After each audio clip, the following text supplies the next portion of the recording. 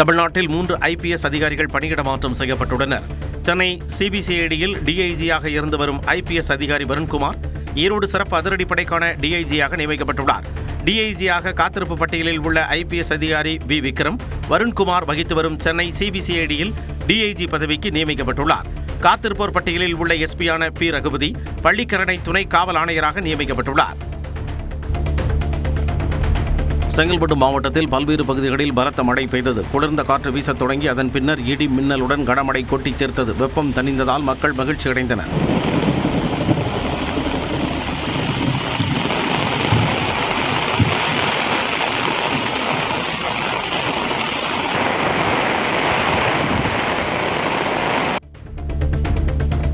திருத்தணி முருகன் கோவிலில் தேர் வீதியில் ஏற்படுத்தப்பட்டிருந்த தற்காலிக தடுப்புச் சுவர் மழையால் சரிந்த நிலையில் பக்தர்கள் நல்வாய்ப்பாக காயமின்றி தப்பினர். ராஜகோபுரம் தேர் வீதி இணைக்கும் பகுதியில் இருந்த கோபுரம் கடந்த 6 மாதத்திற்கு முன்பு இடித்து அகற்றப்பட்டு அப்பகுதியில் பக்தர்கள் செல்லாத வண்ணம் தற்காலிக தடுப்புச் சுவர் ஏற்படுத்தி மண் கொட்டி வைக்கப்பட்டது.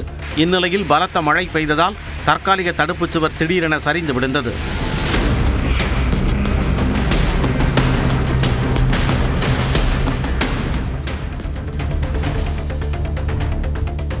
நிலையில் பலத்த காற்று வீசியதால் கடையின் மேற்கூரை கடந்து கீழே விழுந்த நிலையில் இருசக்கர வாகன ஓட்டிகள் நூலிழையில் உயிர் தப்பினர். பனகுடி பைபாஸ் சாலை ஓரத்தில் அமைந்துள்ள கடையின் மேற்கூரை மற்றும் சிக்னல் போர்டுகள் காற்றின் வேகம் தாங்காமல் திடீரென சரிந்து பறந்தன. அப்போது சாலையில் இருசக்கர வாகனத்தில் சென்ற இவர்கள் நல்வாய்ப்பாக தப்பினர்.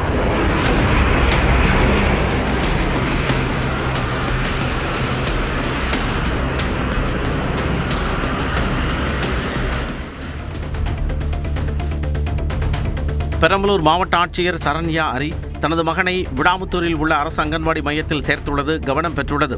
தனது மகன் ஆத்விக்கு 2 வயதாகும் நிலையில் அரசு அங்கன்வாடி மையத்தில் சேர்த்தார். அனைத்து வசதிகளும் நிறைந்த அரசு அங்கன்வாடி மையங்களில் முக்கியத்துவத்தை பொதுமக்கள் அனைவரும் முழுமையாக உணர்ந்து கொள்ள வேண்டும் எனவும் அவர் தெரிவித்தார். பொதுமக்கள் தங்களது குழந்தைகளை அரசு அங்கன்வாடி மையங்களில் சேர்க்க பெருமளவில் முன்வர வேண்டும் எனவும் வேண்டுகோள் விடுத்தார்.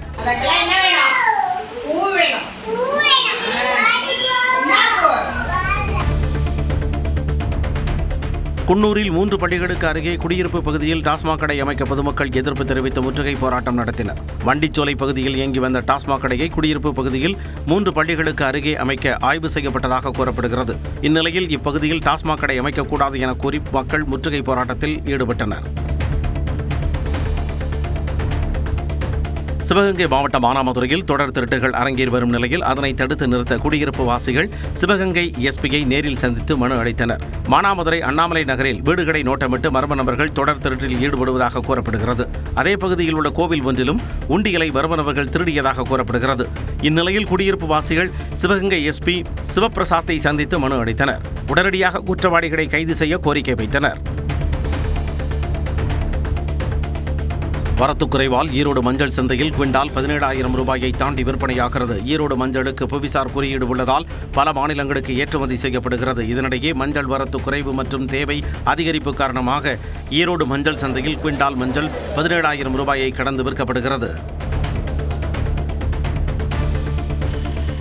திருவண்ணாமலை மாவட்டம் செய்யாறு உள்ளிட்ட பல்வேறு இடங்களில் மின்மாற்றிகளை உடைத்து 6.5 லட்சம் ரூபாய் மதிப்பிலான பொருட்களை திருடியதாக 8 பேர் கைது செய்யப்பட்டனர். கொள்ளையடிக்கப்பட்ட காப்பர் கம்பிகள் மற்றும் ஆயில் அரக்கோணம் பகுதியைச் சேர்ந்த வியாபாரியிடம் விற்கப்பட்டதும் தெரியவந்தது.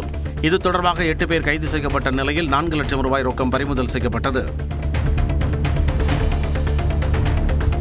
கடலூர் மாவட்டம் காட்டுமன்னார் கோயில் அருகே அரசு பள்ளி பகுதியில் கஞ்சா விற்பனையில் ஈடுபட்ட 2 பேர் கைது செய்யப்பட்டனர். லால்பேட்டை அரசு மேல்நிலைப்பள்ளி அருகே கஞ்சா விற்பனை நடைபெறுவதாக கிடைத்த தகவலின் பேரில் காவல்துறையினர் மஃப்டி உடையில் அப்பகுதியில் தீவிர கண்காணிப்பில் ஈடுபட்டனர். அப்பொழுது பள்ளி அருகே சந்தேகத்திற்கிடமாக நின்று கொண்டிருந்த 2 இளைஞர்களை மடக்கி பிடித்து சோதனை செய்ததில் அவர்களிடம் 1/2 கிலோ கஞ்சா பறிமுதல் செய்யப்பட்டது. சேலம் மாவட்டம் ஏற்காடு அருகே லாங்கில்பேட்டையில் சாரை பாம்பு வீட்டிற்குள் புகுந்ததால் பரபரப்பு ஏற்பட்டது. 6 அடி நீளமுள்ள சாரை பாம்பு வீட்டிற்குள் புகுந்த நிலையில் தகவல் அறிந்த தீயணைப்புத் துறையினர் சென்றனர். லாவகமாக பிடிக்கப்பட்ட பாம்பு வனப்பகுதியில் விடுவிக்கப்பட்டது.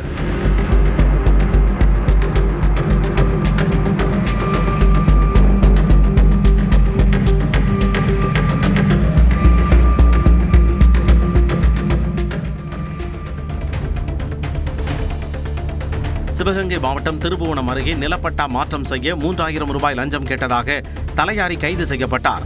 மேலராங்கியத்தைச் சேர்ந்த ஊர்காவலன் என்ற நபர் தனது தந்தை பெயரில் உள்ள நிலப்பட்டாவில் உட்பிரிவில் மாற்றம் செய்ய விண்ணப்பித்த பொழுது தலையாரி கணேசன் 3000 ரூபாய் லஞ்சம் கேட்டதாக கூறப்படுகிறது. இந்நிலையில் பணத்தை பெற்ற பொழுது ஏற்கனவே திட்டமிட்டு மறைந்து நின்றிருந்த லஞ்ச ஒழிப்புத் துறையினர் தலையாரி கணேசனை கைது செய்தனர்.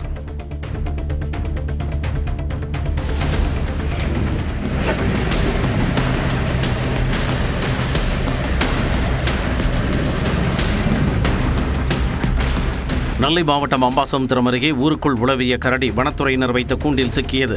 இரவு நேரங்களில் கரடி ஊருக்குள் நடமாடி பொதுமக்களை அச்சுறுத்திய நிலையில் கூண்டு வைத்து பிடிக்க திட்டமிடப்பட்டது. அந்த வகையில் வனத்துறையினர் வைத்த கூண்டில் கரடி சிக்கியது. பின்னர் அதனை பிடித்து அடர்ந்த வனப்பகுதியில் பாதுகாப்பாக விடுவித்தனர்.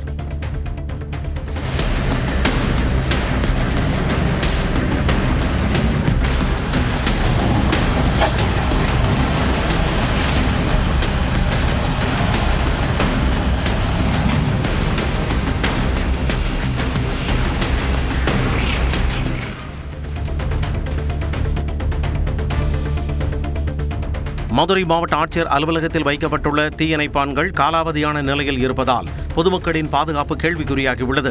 கூடுதல் கட்டடத்தில் 50க்கும் மேற்பட்ட இடங்களில் உள்ள தீயணைப்பான்களின் காலாவதி தேதி கடந்தும் அவை மாற்றப்படாததால் தீ விபத்து ஏற்பட்டால் பயன்படுத்த முடியாத நிலை ஏற்பட்டுள்ளதாக கூறப்படுகிறது.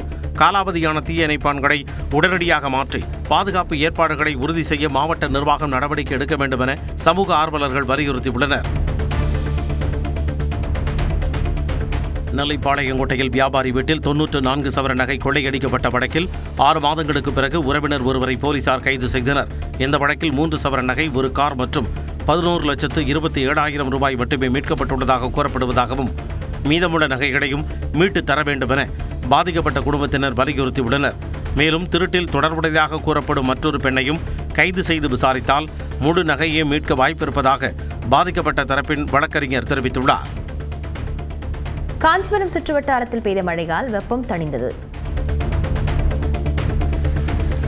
காஞ்சிபுரம் மற்றும் சுற்றுவட்டார பகுதிகளில் 1 மணி நேரத்திற்கு மேலாக கனமழை பெய்ததால் பல்வேறு சாலைகளில் மழைநீர் தேங்கி வாகன ஓட்டிகள் அவதியடைந்தனர். வாலாஜாபாத், ஸ்ரீபெரும்புதூர், ஒரகடம், உத்திரமேரூர் உள்ளிட்ட பகுதிகளில் பெய்த திடீர் மழையால் கடந்த சில நாட்களாக நிலவிய கோடை வெப்பம் தணிந்தது. குளிர்ச்சியான சூழல் உருவானதால் பொதுமக்கள் மகிழ்ச்சி அடைந்த நிலையில் மழையால் போக்குவரத்து சில இடங்களில் பாதிக்கப்பட்டது. விருதுநகர் மாவட்டத்தில் ஸ்டார்ட் அப் கண்காட்சியில் காட்சிப்படுத்தப்பட்ட கருவிகள், உபகரணங்களை ஆட்சியர் சுகபுத்ரா நேரில் பார்வையிட்டார். தொழில் முனைவோர் கருத்தரங்கில் பேசிய அவர், சிவகாசியை உலகின் பட்டாசு தலைநகராக மாற்றும் நோக்கில் பாதுகாப்பான பட்டாசு உற்பத்திக்கான தொழில்நுட்பங்களை உருவாக்க ஸ்டார்ட் அப் நிறுவனங்கள் முன்வர வேண்டும் என்று அழைப்பு விடுத்தார்.